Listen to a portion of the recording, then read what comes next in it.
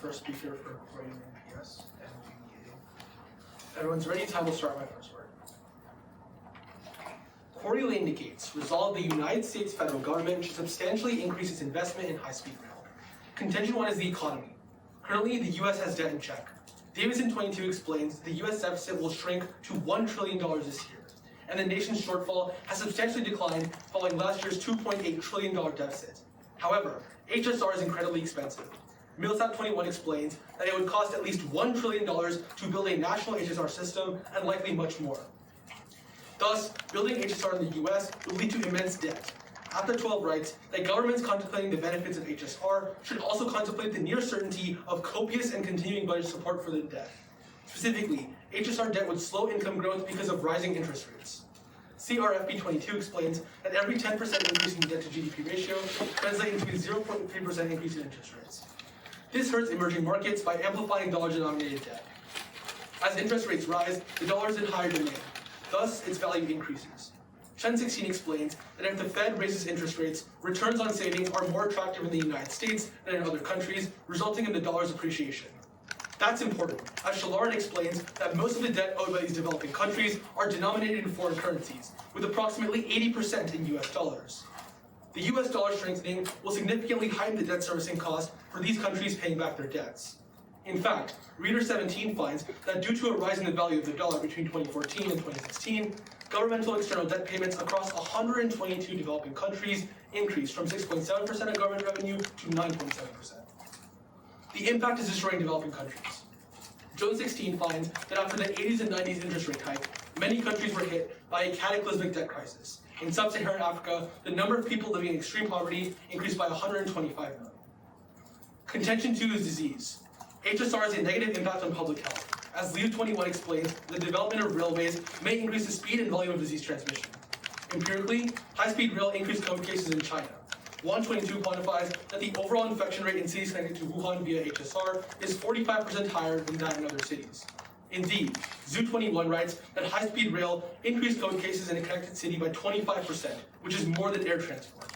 Peng 22 quantifies that one more HSR train originating from Wuhan can increase COVID-19 cases by about 10%. The impact is recessions. Disease spread worsens recessions, as the World Bank 20 finds that the swift shock of the coronavirus pandemic plunged the global economy into a severe contraction. Incomes are expected to decline by 3.6%, which will tip millions of people into extreme poverty. Contention 3 is agriculture. The United States is the world's largest agricultural exporter. Ross 22 says that the U.S. was by far the leading global agricultural exporter in 2020, with exports valued at $148 billion. HSR would create a massive loss in farmland, pushing us past the tipping point. Canella writes that we cannot afford to waste a single acre of farmland. High-speed rail will have a greater impact on the farming operations it crosses. It will split farms in two, make parts of fields inaccessible, and require the re-engineering of irrigation systems.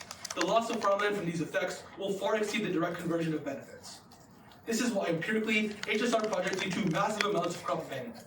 Shi and Wayne 22 find that cropland abandonment in the HSR sample in China was higher by 20%. Agriculture is important, as Aft 18 writes that U.S. agricultural land provides a secure food supply for now. If agricultural activities damage the soil, the long-term damage can also take land out of production. This causes a global spillover because of dependence on U.S. agriculture. Heslin finds that the United States remains central to international food trade because of the interconnected nature of the global food system and the role of the United States as a major exporter of agricultural products. Disruptions in the U.S. can go global. The impact is food insecurity. With current conditions, the WFP 22 finds that 50 million people are teetering on the edge of famine, and we are at critical crossroads. For these reasons, we're proud to negate.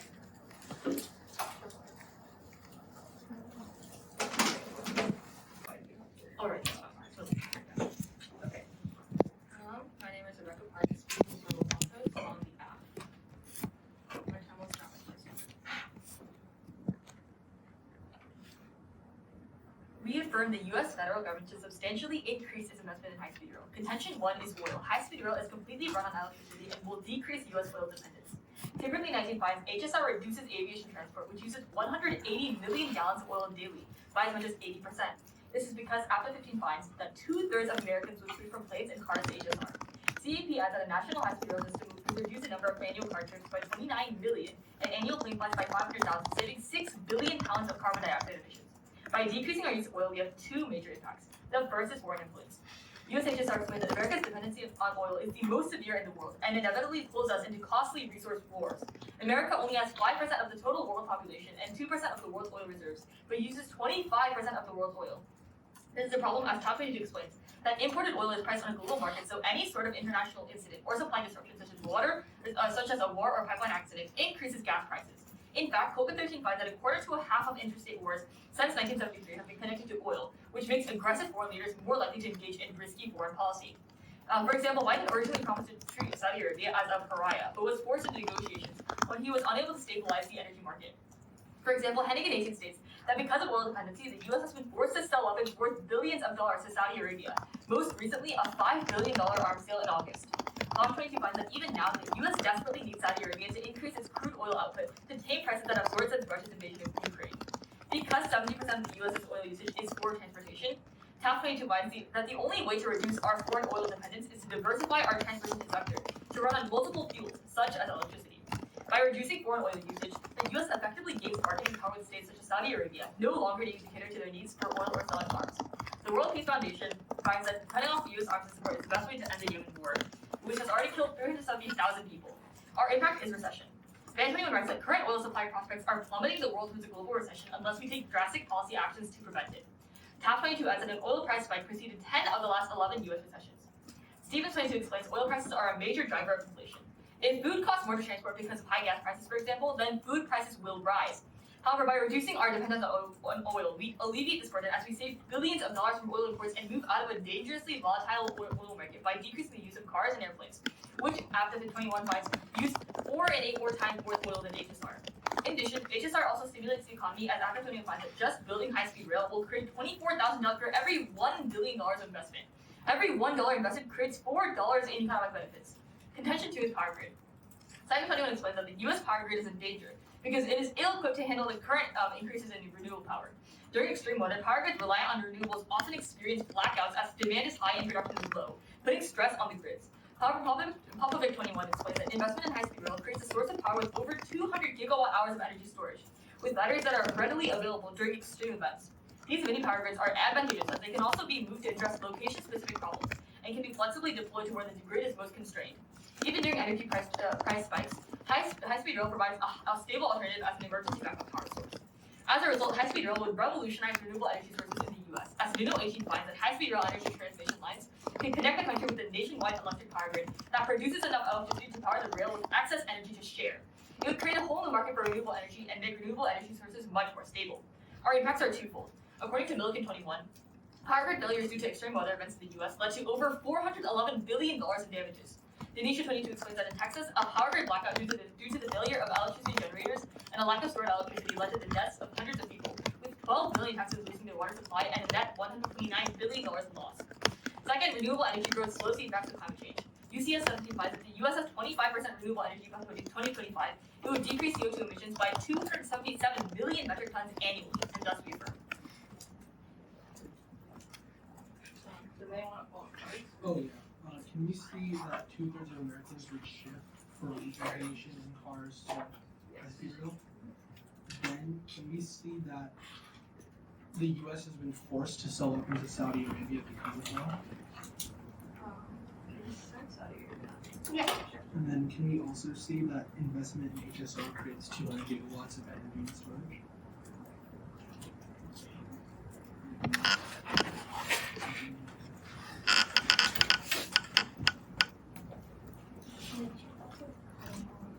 Oh yeah, and we also said any card that says that cutting off oil supply is the best way to end the end war. And might need to repeat that. Yeah.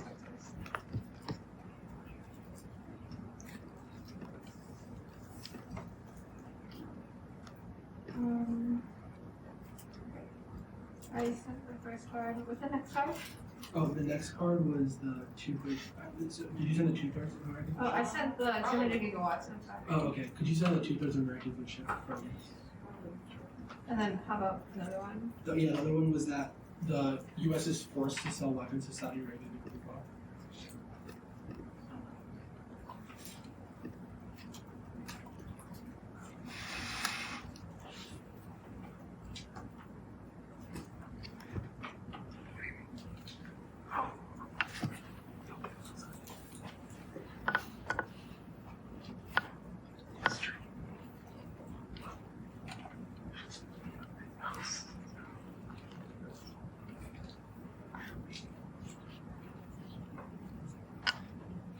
gonna send 2 cars for the site.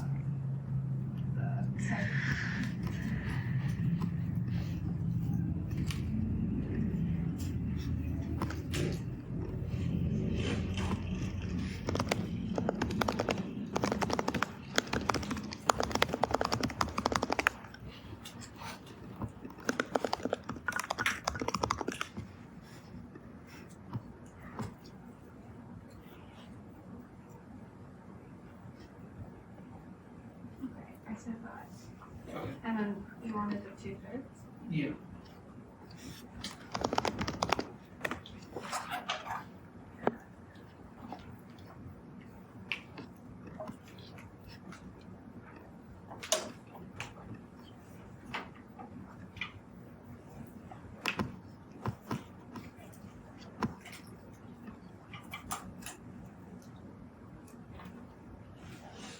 Was there anything else? I haven't got the 2/3 one yet. Yeah.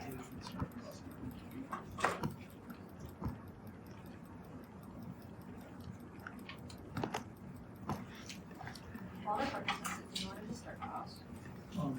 Or do You you can want give me a shot after I get Sorry? it. Yeah, sure. So I sent it Okay. it's kind of in the title, but if you want me to send a paragraph, I can. No, that's actually. Should we start off? Is there 5 judges? Yes. Alright. Can you watch? Sure, come on.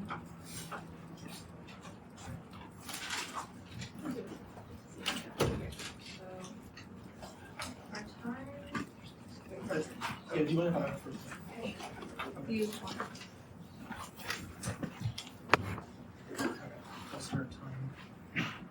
So on your first contention about oil, you say that aviation shift will cause us to be less dependent. But if aviation consumption only makes up 7% of the total oil consumed in the United States, why would it have enough of an impact to save the people? So when we talk about aviation transport, we're saying we use 180 million gallons of oil daily, right? Which is 80%. I don't think that's a small number, kind of question. Sure.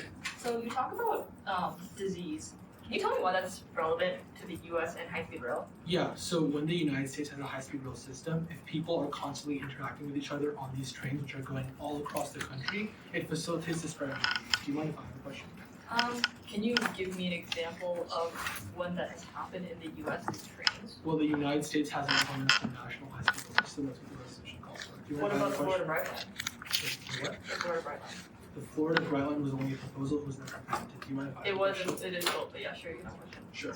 Let's talk about the power grid, right? So is the argument that building power grids, that you build like just transportable power grids that can be transported using HSR, or is the argument that you build power lines along the HSR tracks? Basically, yeah, that's pretty much our argument. So basically, we're basically creating a connection between like these power grids to transfer energy right through high-speed rail, because high-speed rail like creates sources of power with over 200 gigawatt storage, hours of energy storage, with batteries that are readily available. So it basically prevents like power outages like something that happened in Texas through the blackout, because they didn't have enough energy to transfer. So high-speed rail would carry the energy to places where they need it. It acts.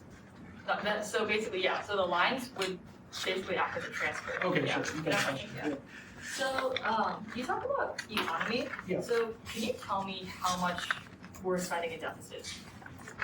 How much we're spending against it right now? How much we will be spending in deficit for high-speed rail? Oh yeah, so our evidence says $1 trillion plus tens of billions in the years following. Do you mind if I have a question? Can I have a follow-up? Yeah, sure. So basically, are you saying that it's bad to spend on pretty much anything to develop something? At the level of HSR, we would say it would be uniquely bad because it would raise interest rates, which would be bad for developing countries. But do you mind if I have a question? Sure, why not? Okay, let's talk about foreign dependency, right? So wouldn't you say that if the U.S. stopped arms sales to Saudi Arabia, why wouldn't they turn over to, say, Russia or China, who has an equal amount of arms as the United States? Okay, so basically, I don't know the correct term for it, but basically Saudi Arabia can't, Saudi Arabia relies on the U.S. weapons because the U.S. has provided it for so long that they're basically they're basically trained to use only U.S. weapons, pretty much. So, Like the majority of the weapons are part of the U.S. And so if the U.S. pulls out of this Saudi Arabia, if they basically gain higher bargaining power and they are able to take out weapons, Saudi Arabia won't be able to turn over to other I'm countries. confused as to why U.S. weapons are so much different than Russia and China's ones that Saudi Arabian Well, militants can you don't know tell how to me? use them. Okay, can you tell me why Saudi Arabia would turn over to Russia? I mean, they sell pretty much the same weapons like AK-47. Sure, we can no talk about problem. that. Yeah.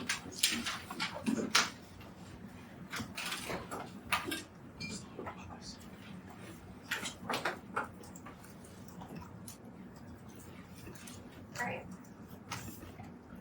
Before I begin speaking, my name is Sachi Patel, and I am the second speaker from Quarry Lane on the negative side. Just for a brief off-time roadmap, I'm going to start with a brief overview and then discuss each of their contentions. Okay, is anybody not ready? Great.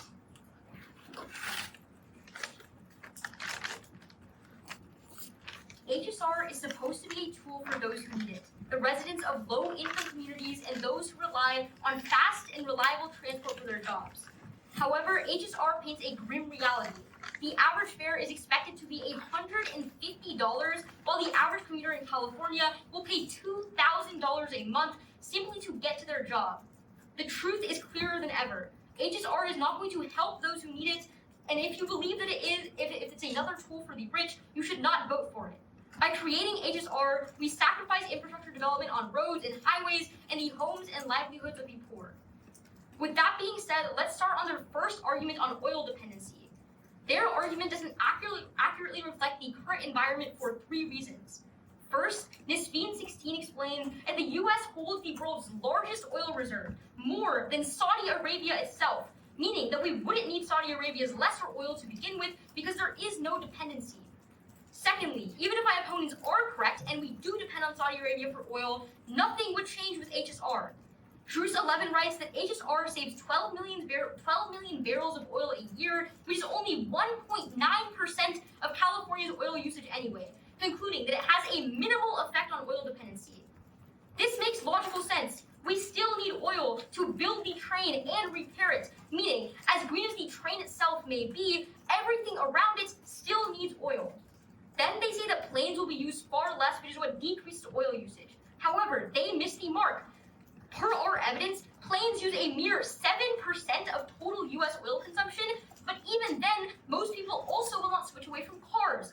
We can all agree, no one is going to give up their car to take the train every single day wherever they go, especially when it's so expensive. Car culture is inherent to the United States. Then, my opponents try to give 2 large impacts to make it look like HSR will solve all the world's problems. The first is about gaining power and bargains with Saudi Arabia to save lives in the Middle East. Aside from the 3 reasons we've already given for why this isn't true, countries like Germany, France, and the UK will all give weapons that contribute to wars across the Middle East, including the Saudi Arabian one, meaning there's no reason why anything would change. Simply put, even if we could end our false oil dependency, weapons would always get to Saudi Arabia, so they don't have a unique impact. The second impact they have is about saving the global market. But let's look to reality. Gas prices were extremely high a few months ago, but we did not see the world fall into an economic crisis, nor did we see millions of Americans fall into poverty. This paints a clear picture. We are not dependent on Saudi Arabia for oil, because if we were, their high gas prices would destroy the US economy entirely. My opponent's only other argument in this round is about the power grid.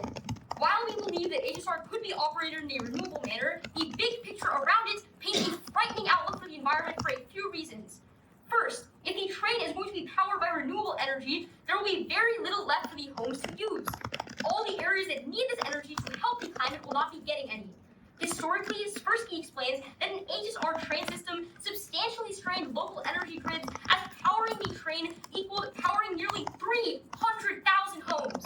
This means that HSR doesn't actually provide a stable alternative. It's just going to exacerbate all the existing energy failures they talk about and take energy away from the people who need it, who are low-income people. Secondly, the areas in need of clean energy the most are rural areas.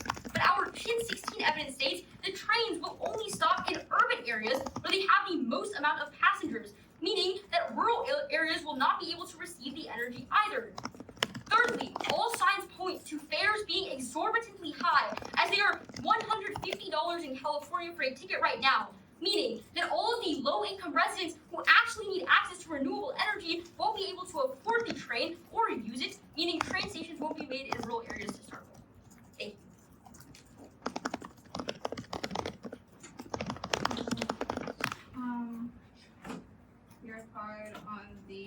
$150. Oh, sorry. Great. My name is Audrey Tsai. I am the second speaker for the affirmative team for Los Altos.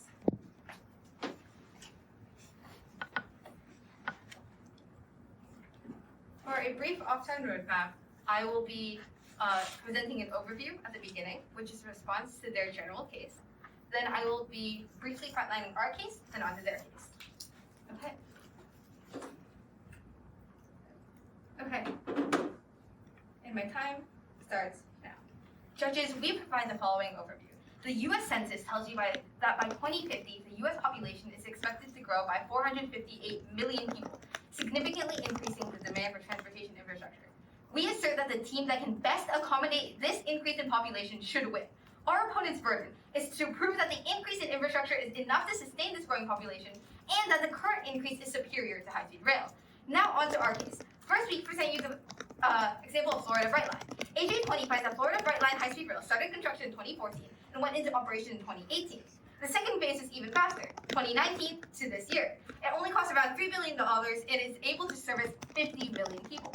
Then they tell you, hey, ticket prices are expensive. First, cars are more so. In fact, Insider tells you that in 15 years, Insider 17 tells you that in 15 years, only around 20% of Americans will own cars. This is because, one, inflation of gas prices, and two, just the growing price of cars. Then, this Marist 15 tells you that on average, it's around $20 for 50 miles. Then on our first contention on oil, prefer our economy argument on this, disregard our foreign influence argument. On economy, what we tell you is that if you do nothing, we will hit recession. The only way to decrease inflation is through reducing oil. And essentially, what they say is that, hey, we're not reducing oil by a lot, but we're telling you that we need a foot in the door through this. We need to start decreasing oil. Then, on our second contention on power grids, their only response is that it exacerbates existing energy failure. Okay, but the resolution talks about an increase in investment. We're saying investment isn't just this physical rail and the physical train. It's also all the energy infrastructure that comes along with that. And because high-speed rail is completely renewable, that energy investment will be completely green. Now onto their case. First, California high-speed rail finds it would actually be much more costly to build the roadway and airport infrastructure capacity equivalent to high-speed rail, as it would take an estimated $122 to $199 billion for the same amount as a California high-speed rail, which is around $105 billion. So clearly, the alternative is much more expensive. Then you can actually turn this argument towards us. As Act 22 tells you that every $1 invested in high-speed rail creates $4 of economic benefits. This means on net, the economy is benefited.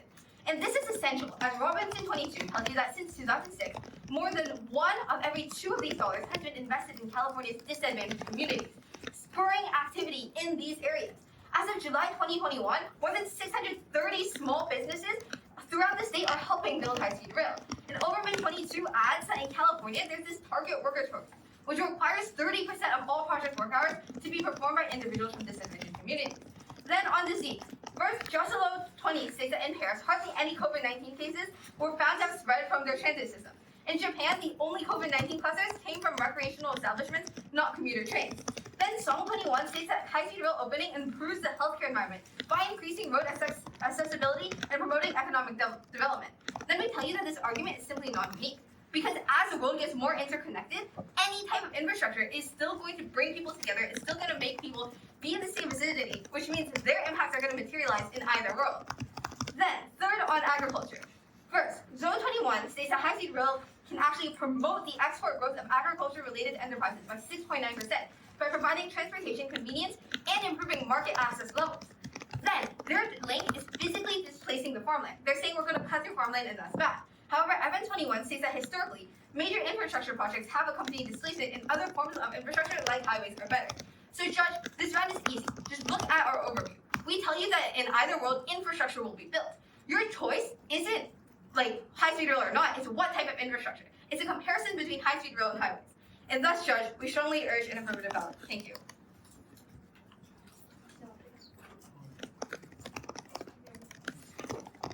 Alright, great.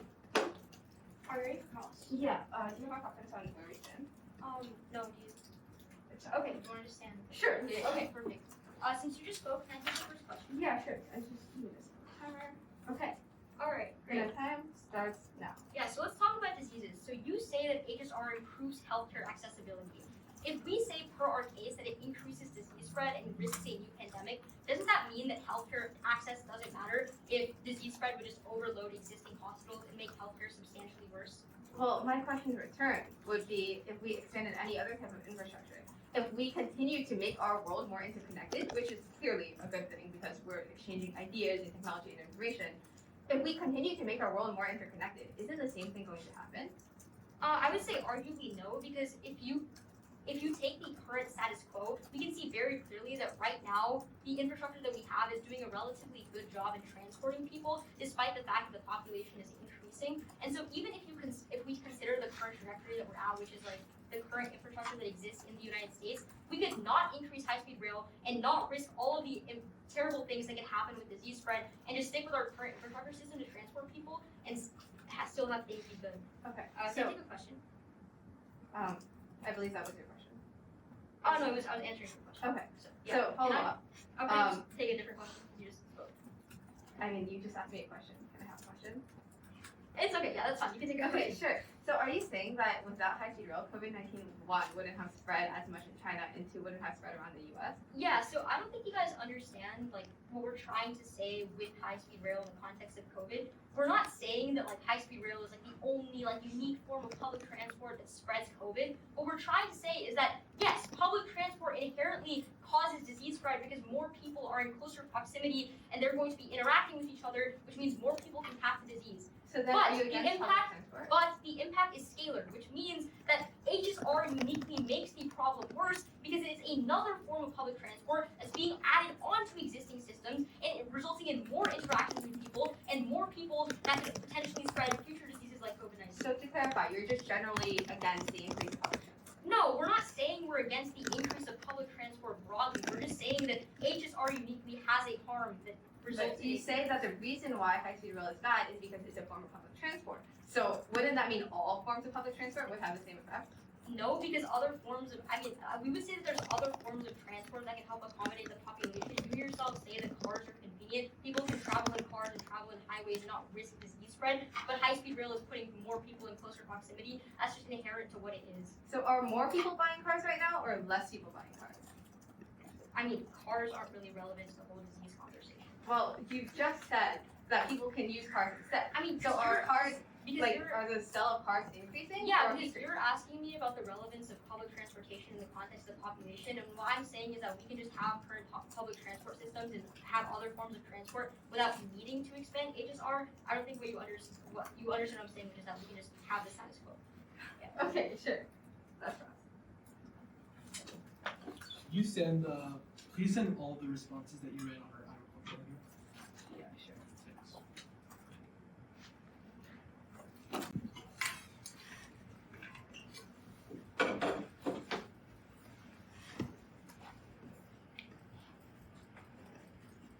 Let's start on our case. They read an overview saying that plenty of people are going to be going into the population by 458 million. Remember, even if this is true, they have to prove that current infrastructure is on the path to fail in order to prove that HSR is necessary. Insofar as they have not proved why current infrastructure would fail, we would argue HSR is not unique. Then, on our contention about the economy, they read a term saying that investment creates economic growth. However, they don't give a reason for this. They concede our analysis, which says that when you spend more into the economy, you may need more debt, which increases interest rates and only increases dollar-denominated debt. This argument is never responded to. But you can very easily vote for us on our arguments about disease and agriculture. Remember, on disease, our evidence warns you that HSR promotes disease spread through frequent interactions. This is empirically proven in China, when, because of HSR, COVID cases increased by 45%. They say that in Paris, there were hardly any COVID-19 cases. 2 problems. 1, they don't give a reason as to why HSR didn't cause COVID. Second, they have conceded the fact that because more people are interacting with each other, that leads to more disease spread. And third, remember, in Paris, that was only commuter trains, it was not high-speed rail. Then, they say it improves healthcare accessibility. But remember, even if the access improves in the first place, what they don't understand is that HSR would overload these hospitals because so many people would be getting affected by the pandemic. Then, they say it's non-unique because any type of infrastructure would still make people be in the same vicinity, but they don't understand that our impact is scalar. Even if other transportation infrastructures do it, if you add on HSR, that is uniquely bad. Then, let's talk about agriculture. We tell you that the US is currently the largest agricultural exporter in the entire world. So if HSR is implemented and we cut through millions of acres of farmland, that would lead to exports decreasing, which would cause famine all over the world. They say that HSR can promote export growth by 6.9%. But they forget the fact that in California, only in one county, there were thousands of acres lost. So imagine what would happen on a national federal level. Additionally, their evidence is only about one area in China where it was 45 kilometers in fact. Then, on their second response, their evidence never mentions agricultural land, so you can't buy it. On weighing, both of their impacts are about billions of dollars of losses and jobs being lost. While those are terrible impacts, we would argue that losing millions of people's lives because of famine is much worse, because death is worse than any economic loss. Let's go to their case. Remember, on our warrant, the HSR is built for the rich. The people who really need HSR cannot afford it because it costs over $2,000 a month and $150 for every single trip. They say cars are more expensive. They don't give any reason as to why this is true. Insofar as $150 per trip each day would be required in order to use HSR effectively, we would argue that cars are much cheaper. Then, they have completely conceded a bunch of responses. On oil, they concede the fact that countries like Germany and France can easily supply these weapons. They also concede that in the past, gas prices were extremely high, but we didn't see their impacts. On their argument about the power grid, they concede that since rural areas are the ones in need of clean energy, and high-speed rail doesn't go to the rural areas, they don't get any access. And they also concede the fact that even if it is powered by renewable energy, since HSR requires a power equivalent to that of 300,000 homes, no one would have access to this energy. It would all be taken up by HSR. Because we have the most severe impacts, you're going to be voting for the negative. Thank you. First, the thousands of acres lost of farmland. That's your own case. I can send that. Yeah. Review, a general response to their case, and some key voter issues why you should vote for this round, or vote for the affirmative this round, and weighing out some impacts. Okay. Everybody ready? My general summary first word.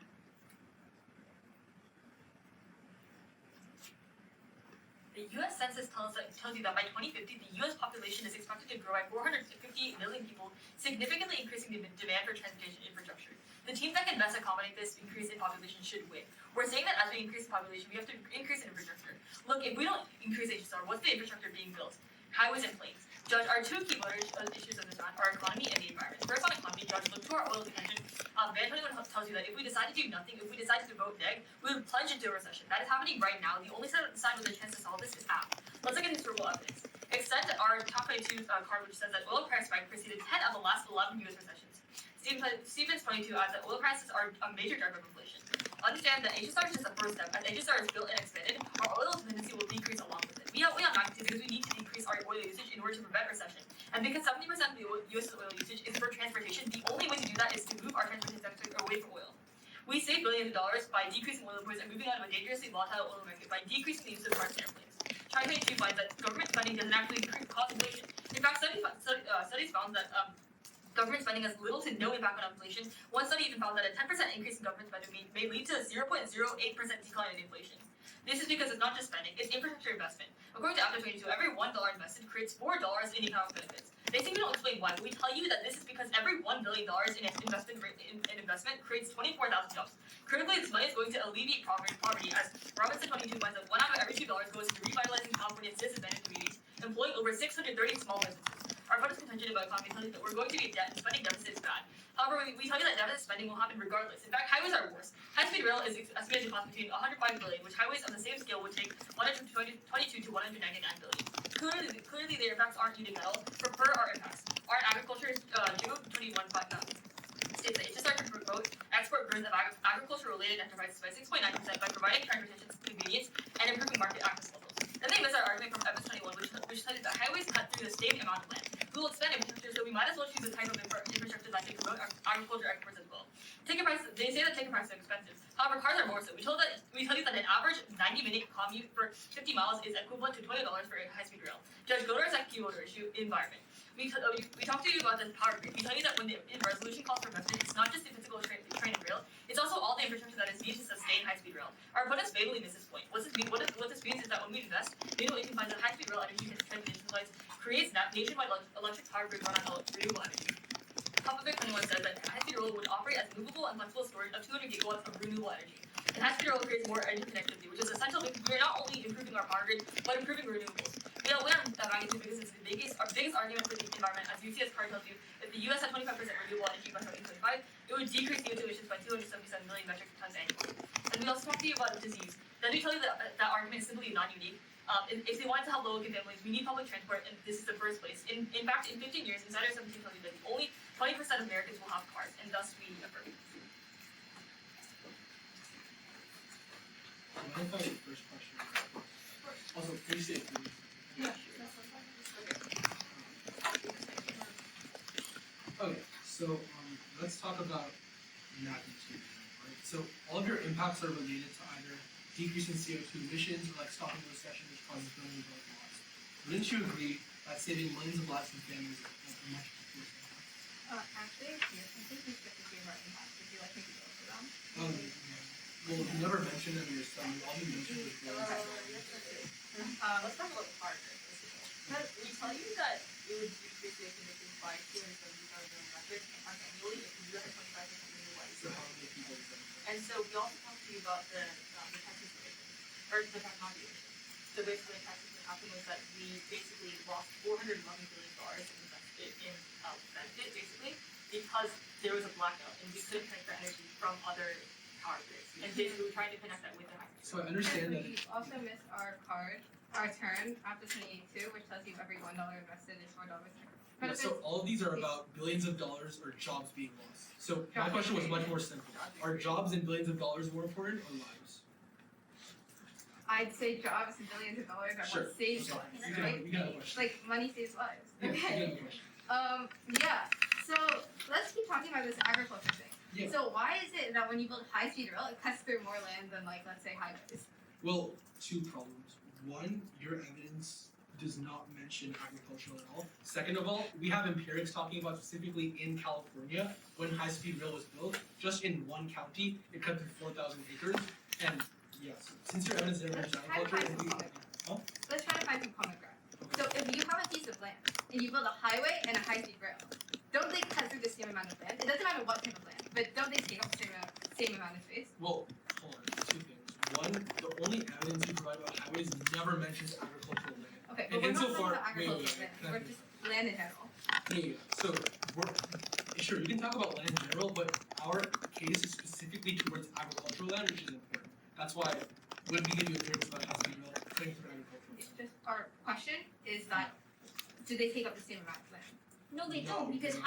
expanding a highway, right, is like adding one more lane onto a road that already exists.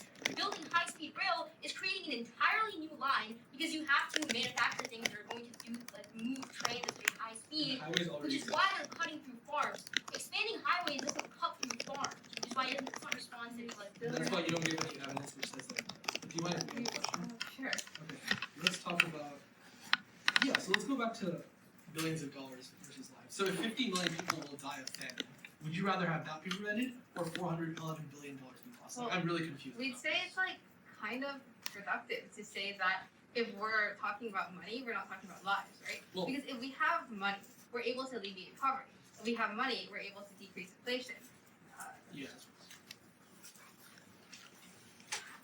We use 135. I think we have 125. Final start.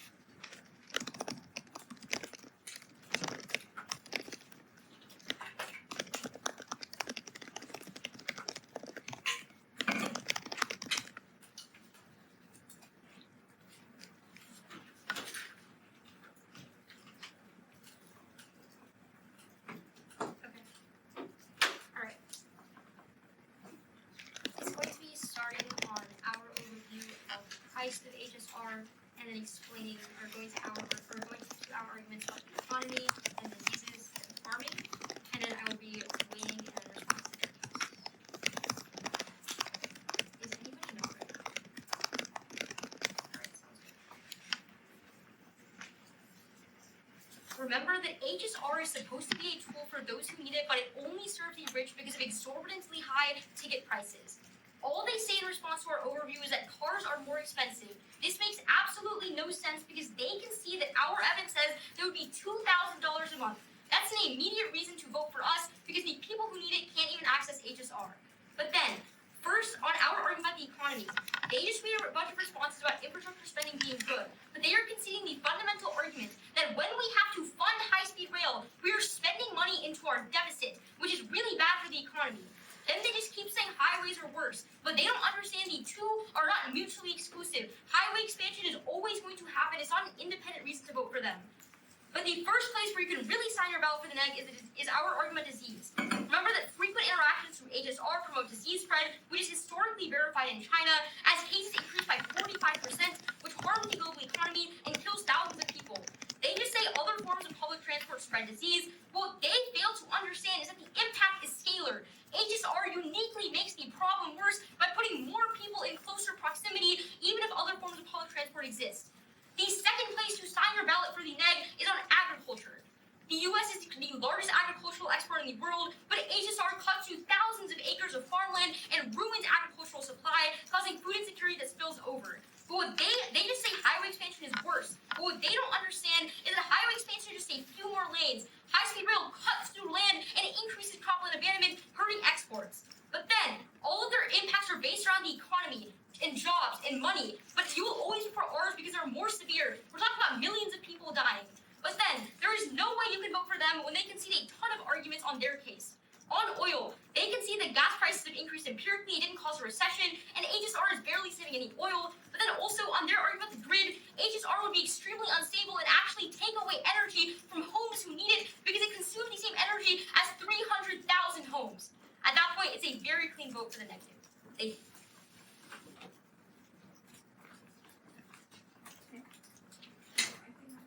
Second slot them. Partner. I said Oh, sorry.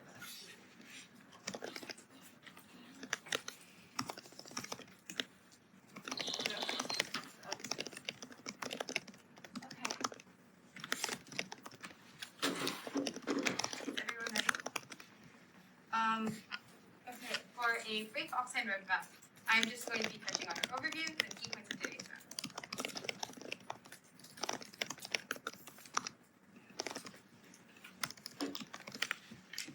And my time starts now. Judges, here's what you need to remember. Our overview tells you that by 2050, 458 million people will be added to the US. This means we will see an increase in demand for infrastructure. Which side can better accommodate this? Obviously, the affirmation. We're saying that as we see this increase in population, we have to increase infrastructure. If we don't increase high-speed rail, what will be built is highways and planes. It's a trade-off. Then, on economy, first we tell you, extend our term after 22, which tells you every $1 invested in high-speed rail creates $4 in economic benefits. We tell you this is because every $1 billion in high-speed rail investment creates 24,000 jobs. So by creating jobs and creating economic stimulation around these centers, what you're doing is you're pumping money straight back into the economy. Critically, this goes to their impact on decreasing poverty because Robinson 22 finds out 1 out of every $2 goes into revitalizing California's disadvantaged communities and employing over 630 small businesses. Then, their argument here is that deficit spending is bad. But again, they miss our argument that tells you government spending doesn't actually cause inflation because it's investment. In fact, one study even found that a 10% increase in governmental spending led to a 0.08% decrease in inflation.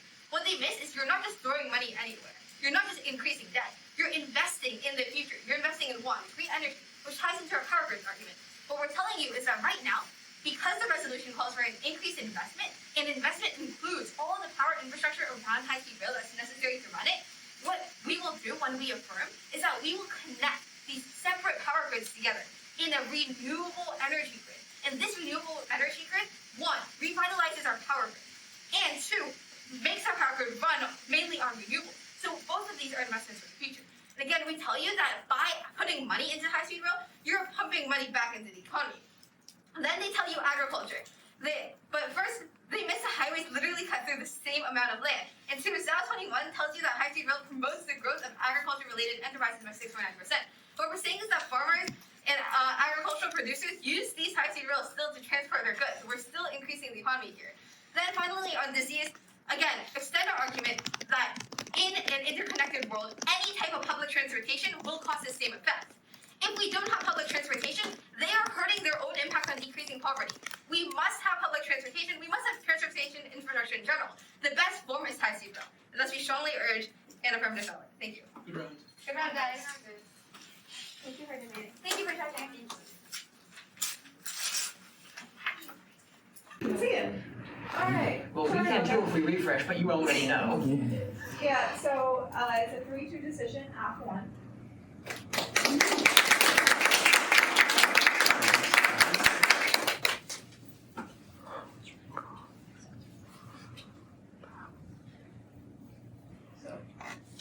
It's kind of customary for all the judges to say who they voted for and why. I don't know if anybody already knew that. 2 names first would be great too. Yeah. I mean, I was one of the next. Oh god. So for me, the argument, but cars though, doesn't really hold up a whole lot, especially when you don't have numbers to back it up.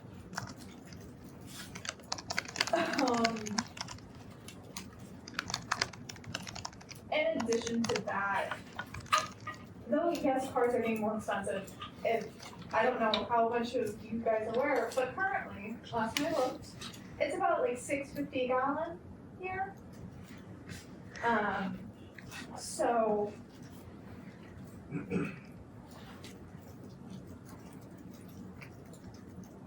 cars are very expensive, but at this point, that is nowhere reaching a level of $150 per trip. We're not talking about a round trip, we're talking about one-way trip. And while that is merely a projected number, I looked at the evidence. It is still something that is going to be unsustainable for most people.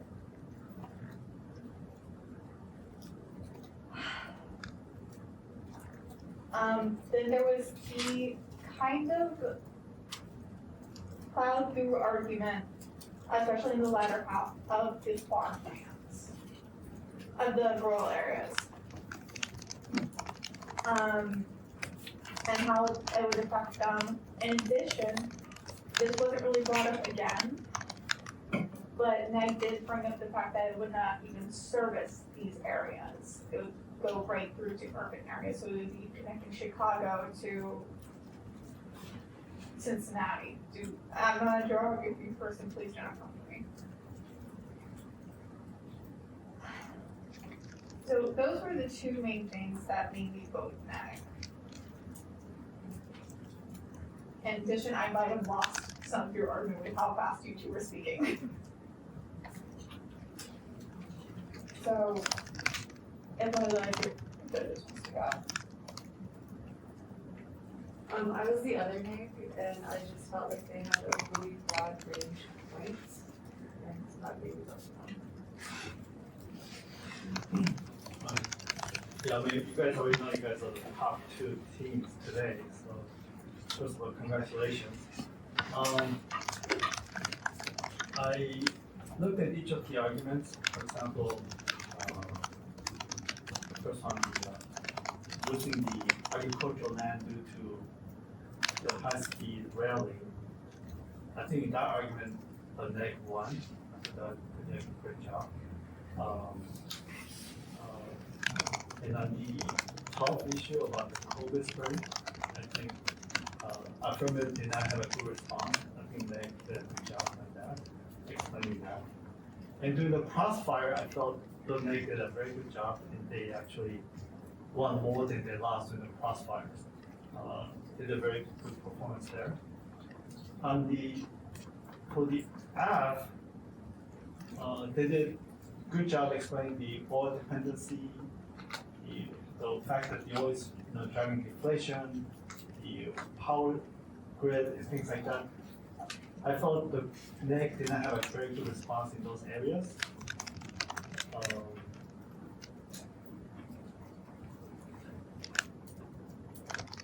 And also app did not address the $150 per ride and high cost of the HSA. But overall, the argument, the logic that the app gave was slightly better. So it was a very tough decision, so I just have to go with app.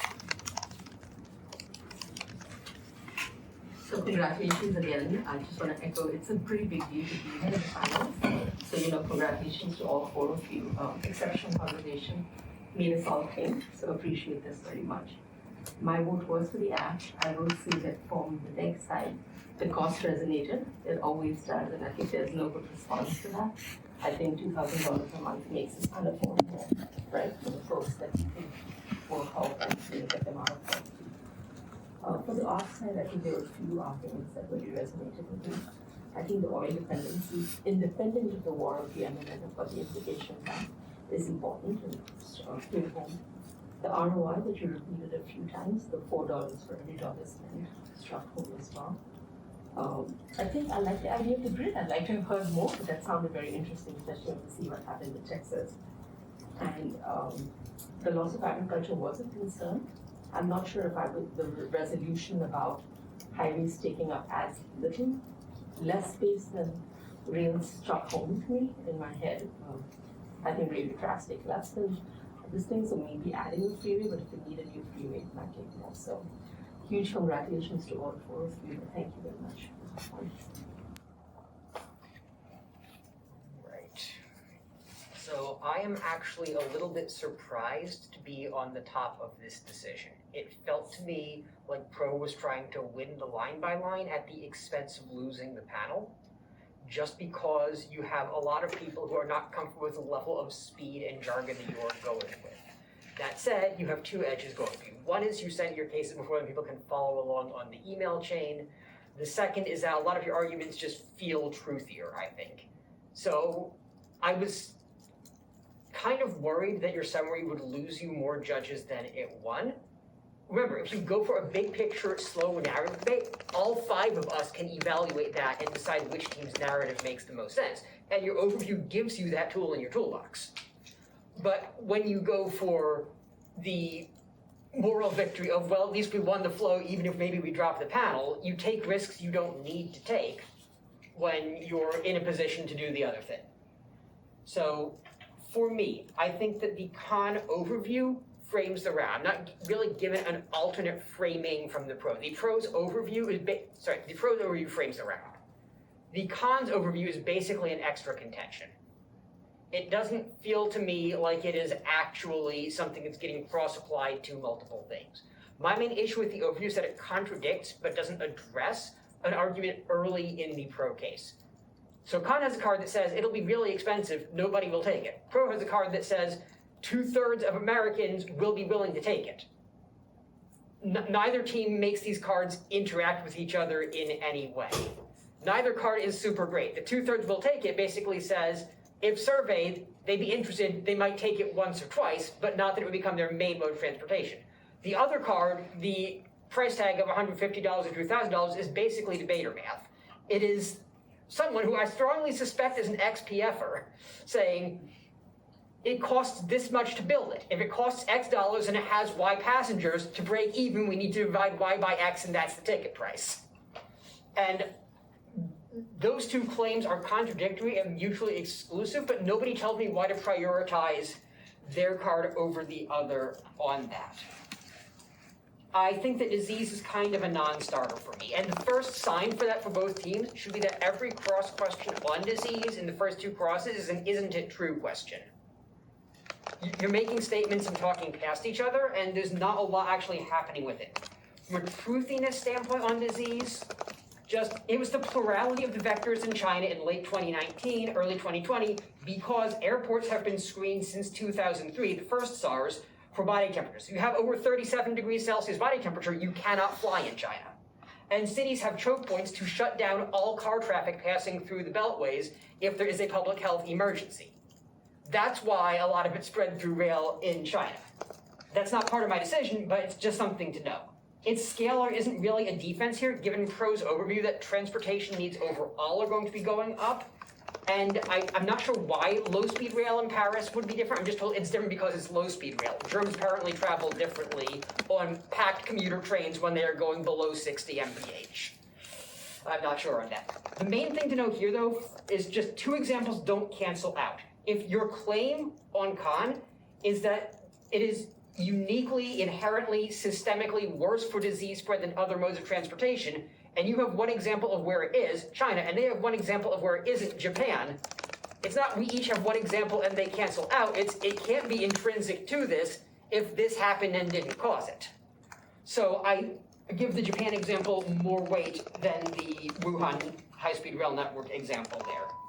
The turn on freight in second final focus, helping farmers, I don't think you need to go for that. I think that it's wasted time and makes my ballot closer than it really needs to be, because it relies on two arguments that never really got fleshed out. That there will be stops near farms to load and unload this, and that there will be a high-speed rail freight network when every single other card of contention in the round has been in the context of a passenger network. The Canela card on we can't afford to waste one single acre for farmland, it's in the context of the San Joaquin Valley, and it's in the context of acres that have already been set aside for rail for more than 10 years now. My main concern with that is just, I think the famine debate gets muddled, right? Like,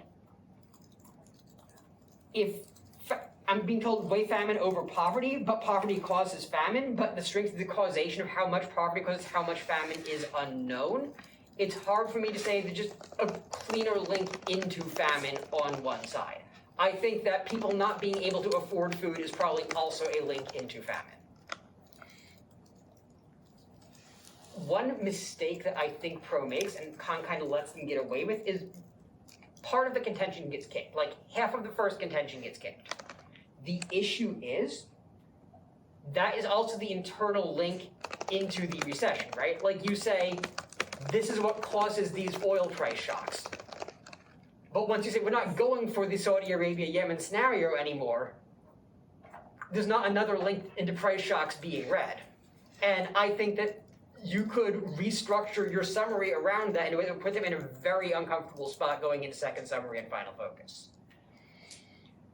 But really just the economy needs unpacking. Tell me why jobs are more important than deficit. Tell me why inflation is more important than total spending, whatever it may be. When inflation goes up, even though when you're making more money, all of that money is worth less because that's what inflation does, so we win.